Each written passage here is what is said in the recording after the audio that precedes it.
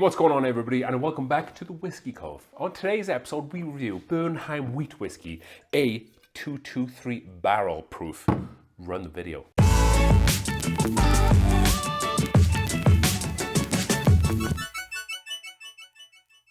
Alright then folks, let's get into today's video, shall we? If you haven't already, go and check out the website if you want some beautiful premium glassware, which is a really great way to give back to the channel. We don't make any really money off them after shipping and whatnot, but it's a good way to increase our brand and increase the channel, and just as a good way to spread in the Whiskey Cove love out there.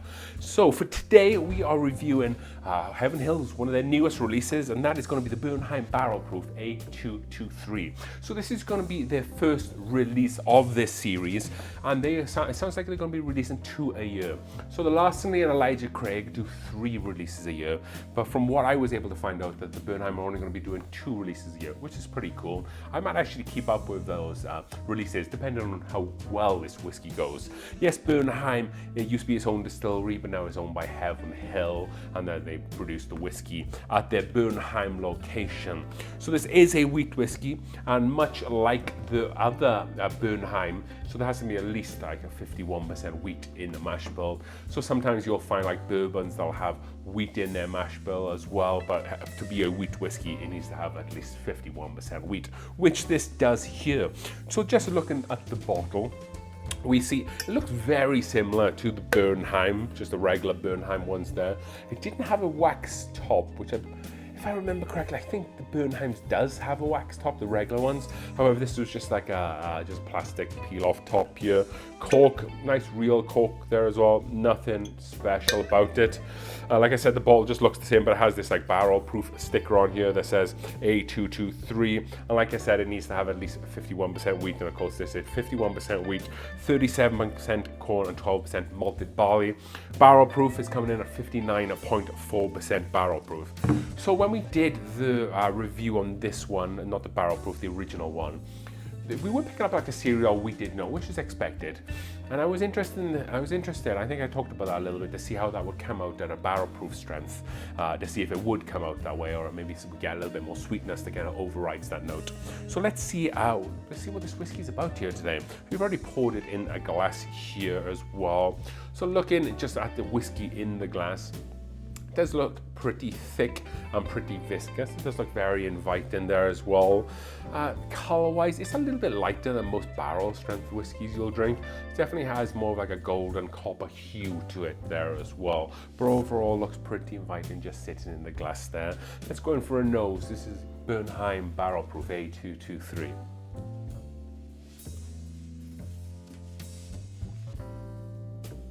So you definitely do get a touch of that kind of cereal grain note, but I don't mean it in like a cereal grain note that you get from like youthful bourbon. It's definitely more of like a wheated, like a wheated bran note, you know, like the cereal bran flakes. Kind of is a little bit like that, but it's not overpowering, and you do have to look for it a little bit there. But apart from that, you do get some of the similar notes that you get on the regular Bernheim. But you definitely get more of a sweetness with this one. It does nose very sweet. And there's also some really nice cherry there as well, which is why I really like the Bernheim. So you get a really nice, it's kind of similar to a Buffalo Trace cherry actually. I never get any peanut on Bernheims, which is nice because I'm not particularly a big fan of that. And maybe some grassy notes there on the nose. Or maybe like, this is gonna be a weird note for whiskey. Maybe like a chicken stock note there as well. There's something meaty in the background there. Very unique note. Or maybe some stone fruits there as well. But there is a little bit of heat off the nose. Not too much heat. You know, you do get a nice bit of sweetness that kind of rounds that out a little bit. But you can definitely nose the heat there as well. I've had some Larceny barrel proofs that drink really sweet and really nice, but I've also had some as well that are quite hot, and I'm wondering what this is going to be like. So let's go in for a taste here. So immediate thoughts on that first taste there. You get a bunch of sweetness up there, a bunch of caramel, some barrel char note is there as well. Some kind of like burnt barrel char note, which I wasn't expecting too much, maybe a little bit for barrel proof, but not coming through as much as it is. But with that sweetness, you do get a bit of spice that kind of does come through a little bit in the whiskey, but that sweetness drops off quite sharp there as well as you move into the body of the whiskey. The spice does carry on a little bit, and then that spice falls off, and then you're left with kind of a little bit of heat as it's coming down the chest here. Let's go for another taste here, see if we can pick apart the whiskey a little bit more. Yeah, just trying it again. It does fall off a little bit actually, which I wasn't really surprising from, which I wasn't really expecting from this whiskey. However, it's very drinkable for more or less a 60% ABV whiskey. It's not hot at all. Like I said, you do get a little bit of spice there, but it's very, very drinkable, neat as well. And I think if you are someone who is like a proof hound, maybe this might not be for you because it's more on the sweeter side. And those that isn't just not much heat and not much spice there as well. But like I said, it does fall off a little bit. You do get some more of that cherry on the palate, but it's just more about that really nice sweetness that comes through. And you also get a little bit of like that wheat bran note there as well. So overall, I'm kind of a little disappointed so far with this whiskey. We'll see how it drinks over the course of the next month or so. However, if I'm completely honest, I probably would prefer just the regular standard version because it's more rounded and you definitely get more of a finish there. Like with this finish, like I'm not really tasting it too much. It doesn't do a good job of like coating the mouth. It's not too oily there as well. It's not completely rounded. It's nice. It's a little, you taste it, it's a little bit nice, it's a little bit sweet. You get a couple of those notes and it just falls off completely then. And you're trying to find and scramble to get some good notes out of this whiskey. So if you like that style of whiskey, then this might be for you. But for me, let's talk a little bit about ratings and value for money. Also, let's talk a little bit about marketplace, because there's no real, I can't think of anything off the top of my head that's a wheat whiskey and not a wheated bourbon, because like Last Neo Fits or wheated bourbons and Weller, so that's different to a wheat whiskey.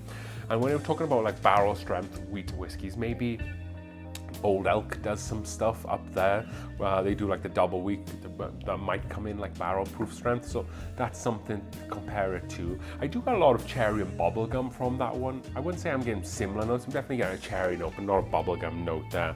So there's definitely room in the market for this whiskey. And for the value for money, I think I paid like $60, which is good value for a barrel proof new release whiskey. So for that, I'm probably going to give it a B.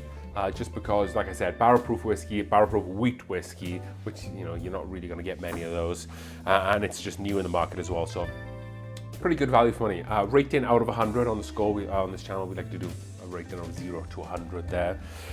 I'm going to give this, like I said, overall, I'm somewhat disappointed. Maybe that's on me for building this up a little bit, but we're going to do. I'm going to give it a 68, which is a shame, because I definitely give the standard offer in a Bernheim whiskey higher than that, but I just couldn't do it with this one.